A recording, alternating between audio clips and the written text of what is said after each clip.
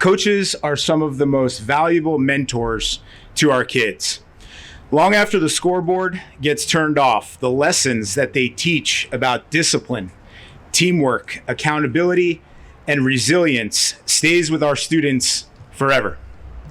The truth is, we cannot continue to lose great coaches to other state, or worse, discourage talent from professionals from stepping up to coach our children, because the system is making it harder, not easier, to serve our kids. Florida has some of the most talented student athletes in the nation. We send over 30,000 athletes to NCAA programs nationwide every single year, but we rank dead last when it comes to how we compensate the leaders of these programs.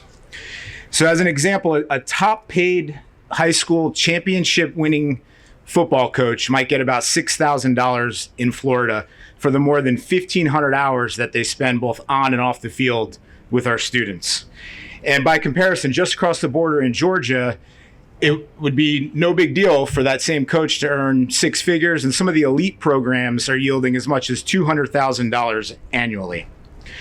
House Bill 731 and the companion bill, SB 538, is about respecting the role that coaches play and giving our school districts the flexibility to retain, reward, and recruit talent without mandates, without government bureaucracy, and without burdening taxpayers. So I want to thank some of the leaders that are standing here behind me. I want to first thank my friends, Representative Shane Abbott and Senator Corey Simon, for their leadership on this issue, for their partnership on this issue. I'm very grateful for Andrew Ramjet, who's the executive director of the Florida Coaches Coalition. He's just been a tireless advocate for coaches throughout the entire state of Florida. Grateful for our Commissioner of Education, Stasi Komotis. He's here with us. Thank you, Stasi, for joining us.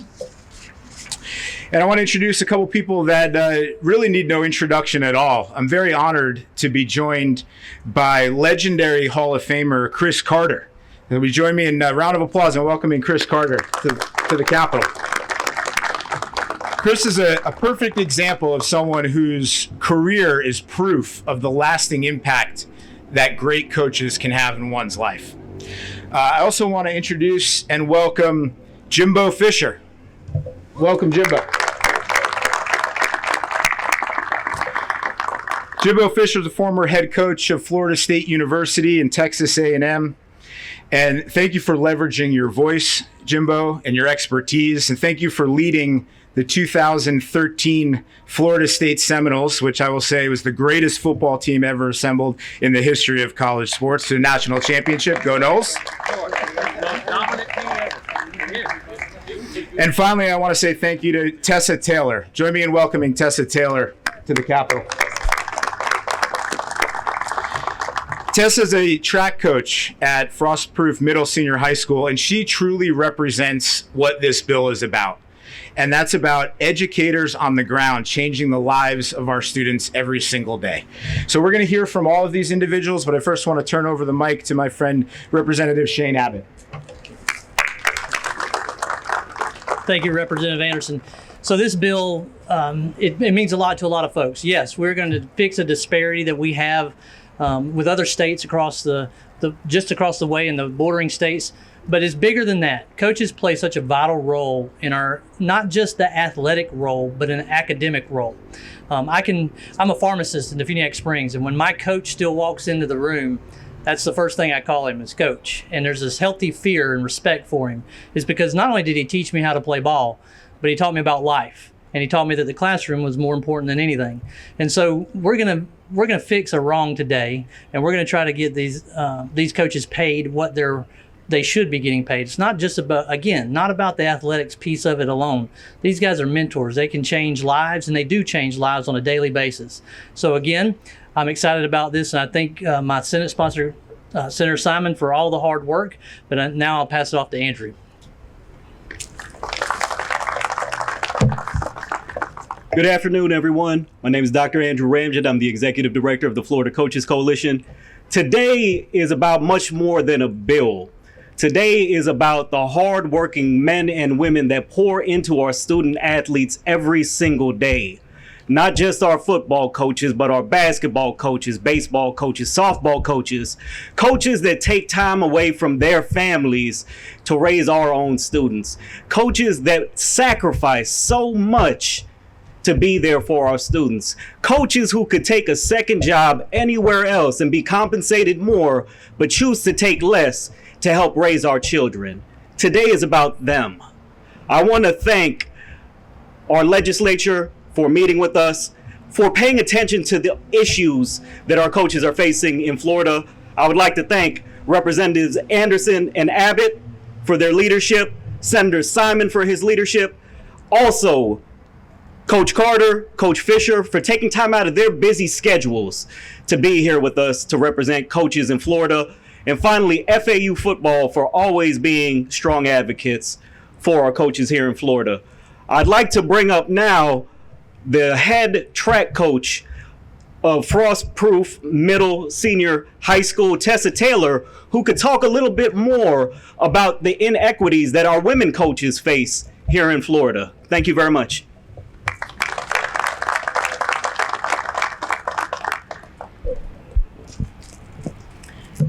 Thank you for having us. And I do want to thank all of our representatives and senators for all the support we have encountered today in the work they put forward on this bill. And I want to talk a little bit about how this bill can affect women coaches. And I'm going to start by zooming out to zoom in. And I think that starts by explaining a little bit of why athletics is actually important. It's not just about athletics. We see the effects in schools as well. Student athletes are 3 times more likely to graduate from high school than their counterparts. We also know that 94% of female CEOs grew up playing sports. But by age 14, girls drop out of sports at twice the rate of boys. So they are losing that extracurricular activity that's helping them build confidence and taking them farther in life. And some of the research has showed that girls say that if they had a female coach or somebody to look up to that looked like them, they would be less likely to drop out of sport. And the reality is, in the United States of America, only 33% of high school coaches are women. And so while this bill is for all coaches, it's also going to help keep more women in the field, because a lot of times you have females balancing home life, other jobs sometimes, and coaching, and there's not always the support or compensation they need to do this. So the more female coaches we can keep in the game, the more female athletes we're going to keep in the game as well. And that's going to give them lifelong benefits. So thank you again for supporting this bill.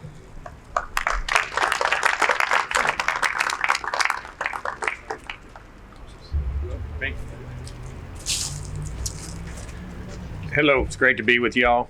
And as we say here, kids are our future. We have to invest in our kids, and we have to invest in their education. They're the ones that are going to change this world. Well, I'm going to say the front porch of any high school, any college, is your athletic department. And a healthy athletic department develops to a healthy school system. And that's where you're disciplined in a lot of things, like they were saying, graduation rates, have a purpose. There's nothing wrong with having a purpose in athletics that lets you drive to get an education. My mom was a physics, chemistry teacher my whole life, so I heard it. I understand that whole part of it. But she also understood that athletics was a big part of this.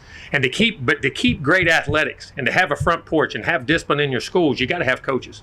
You got to take care of your coaches. Listen, I've recruited from across this country in every state in the United States, all 50. And there's not a better state in America to recruit to in all sports than the state of Florida. But our coaches are undercompensated. Women and men. They're undercompensated for what they do in the amount of time. When a head coach of a high school football program gets less than $5,000, he's losing money for everything he gives back to that program and what he has to do. And listen, understand something. Coaches do it because of love. They don't do it for money. Never did. And I never did it for money. Nobody ever did it for money. We love working with the kids and doing that and be able to give back. But to bring awareness is what we're trying to do, that we are undercompensated, that we can take care of our kids and take care of our coaches. Particularly, they're going to take care of those kids. We're going to have a stronger school system. We're going to have more education, and we're going to have a better state. Because I'm going to tell you, as I said, there's not a better state in America to recruit to. I know. I won a national championship here, and I recruited predominantly throughout this state. And when I was out of this, when I didn't coach in this state, I came here to get players. I know what it was. I even tried to get Corey one time, and he told me no. All right, so I'll get him back for that one day. But no, it's a fact though. But just trying to bring the awareness and understand something. I know there's not a difference between teachers and coaches, guys. Coaches are teachers. Coaches are teachers, just like the English, math, and science teachers. They put the time in, they develop the people, and a well-rounded, developed person makes a better human being for our country going forward. So please support this coach's bill. Thank you.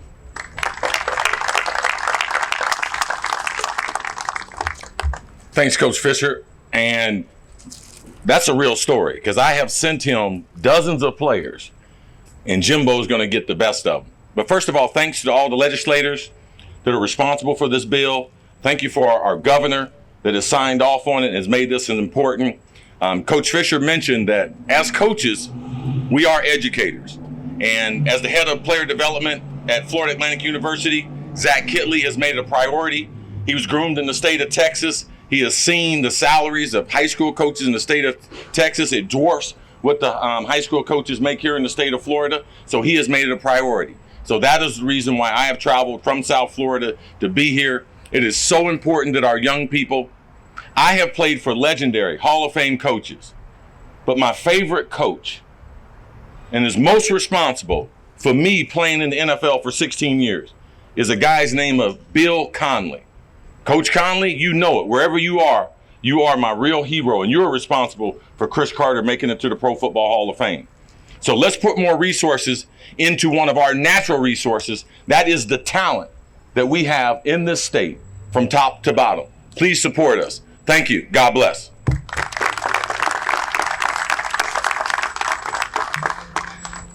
It's good to be on this side of CC. You know, he tried to blindside me when he was in Minnesota and I was in Philadelphia. Thank you all for being here to talk about it. A really important issue is Coach Carter talked about those high school coaches that mean the most to us, impact us. I'm not standing here today without two coaches that I had in high school, Blanche Ely High School, and that's Rocky Gillis, and that's Carl Weaver. To this day, last week was Carl Weaver's birthday. I picked up the phone and I called him. I said, "Dad, happy birthday." That's how I greeted him. That's how I continue to greet him. That's how I respected him.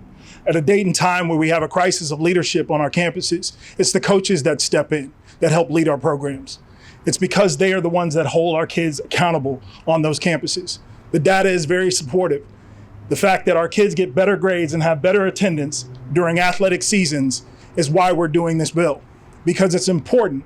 In my district, I've seen so many coaches that have left either head coaching positions or assistant coaching positions to travel just 30 minutes from here across the border to coach over in Georgia. And I'm tired of losing good men and good women. Not losing good coaches, but losing good men and good women that are leading these programs. And so it's imperative that we continue to push forward with this bill so that we can somewhat level the playing field for our coaches and our mentors on our campus. And we'll continue to do more. And so we thank you for your opportunity for coming here today. We thank you for your continued support of our coaches, and I look forward to getting this bill across the finish line. Thanks, everybody.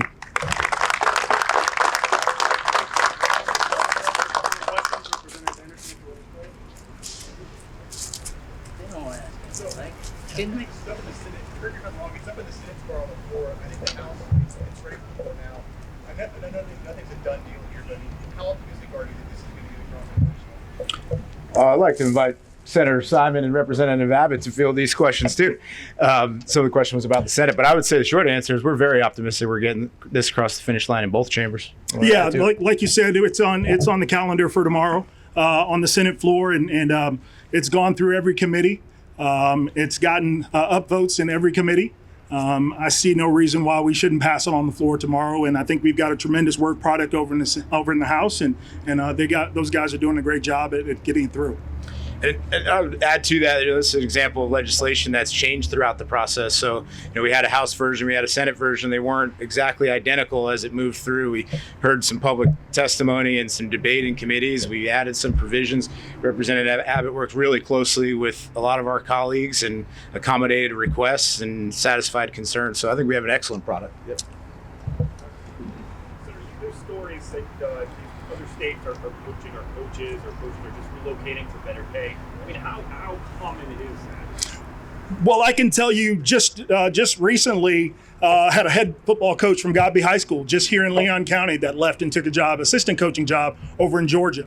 Legendary coach, Coach Coe over in Madison County, who led an, still a legendary program, win state championship after state championship, left to go to Georgia and coach. And so those are just two of the many that have left here. There are many assistant coaches. I've got a former teammate that coaches over in Cairo High School that lives here in Tallahassee, Jason Whitaker, who played with me at Florida State. And so that story is very common, especially in this part of the state.